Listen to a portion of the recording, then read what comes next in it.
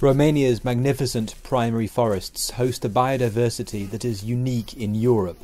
Ecologists estimate that they're being destroyed at a rate of 3 hectares per hour, largely due to illegal logging and other forms of human-induced degradation.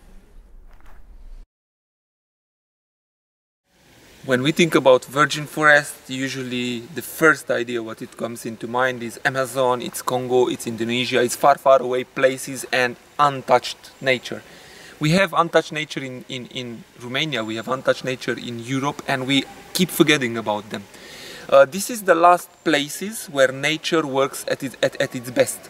If you look around us, it's a heavy human development. We have campsites, we have roads, we have infrastructure everywhere, and this means that the nature was affected. If we want to understand how nature works, if we want to find the perfect solution for our own civilization, for our own understanding, in order to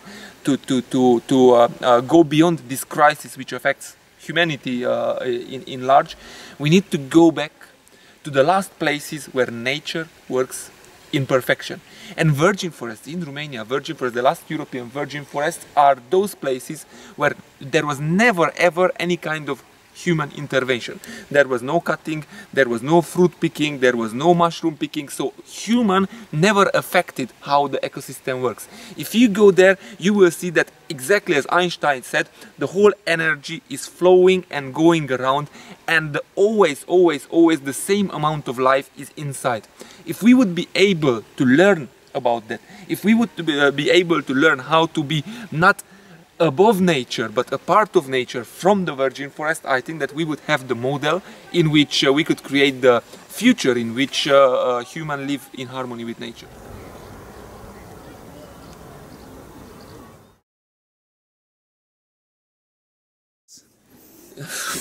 It's the only way to figure out solutions to our problems. If you look what is happening to our society, if you look at things which were really customary for us are disappearing. Forests are disappearing. Water, fresh water, what we drink is disappearing. Arable land is disappearing. Animals are disappearing. Tuna is disappearing in 5 years. All those things, if we would want somehow to stop this process of decaying, we need to understand nature. And in order to understand nature, we need the perennial forest, the perennial rivers, in order to see how it was working from the beginning. If we don't see how nature works, we will start guessing. And what history proves us, when humans start guessing, they get it wrong.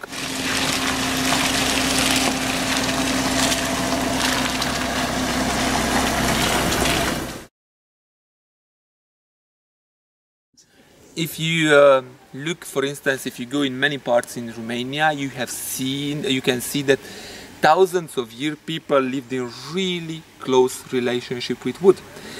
They didn't go in, even if it was a really hard economic time, they didn't went into the forest and cut down all the trees and sell it because it's good for them and they won't have hunger anymore. They cut down 1 or 2 trees. Everybody was thinking about which kind of tree and why they are cutting it. They were cutting only in February. They were cutting only when the moon phase was going down. So the whole idea is that they know from experience that the structure of the wood is the best in February and is the best in the moon phase. And they also know if they are cutting in February, the damage to nature is the minimum. And again, my grandfather, for many times, they didn't had things to eat, but they never cut more wood just to have more to eat or more to wear or more stuff around them. They always cut the bare necessity only to survive, because they knew if they start cutting forests without mind, after all, they will end up in a dead end.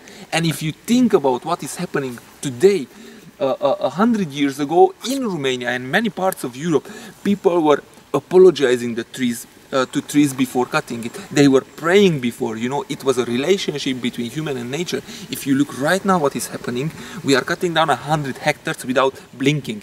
In one day, you see there is a nice wood up there, and the next day it's nothing. This is the relationship which we lost.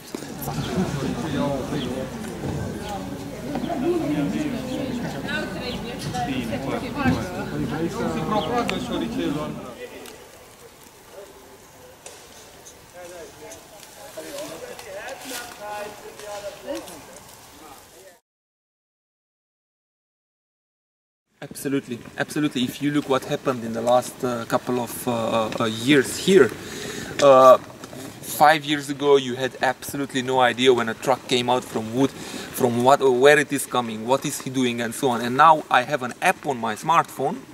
I look at his license plate, I introduce the license plate into my app, and immediately it will say what kind of truck it is, if it has authorization or not. It will say to me what kind of wood is he transporting, what is the quantity of wood. And if I say something different, or I see something different on my app and what is in the reality, I call the police, and in that moment the truck is stopped. So the whole idea is that now we have transparency. And now the most important thing is not to create the good laws, because good laws are either applied or not. The whole idea about activism is to transfer the power to the people. And when you have the power with your own smartphone to stop a wood track, you can do it, and you will do it. And this way, no matter how strong is the wood industry, people are always stronger. Perfect. Thank you very much.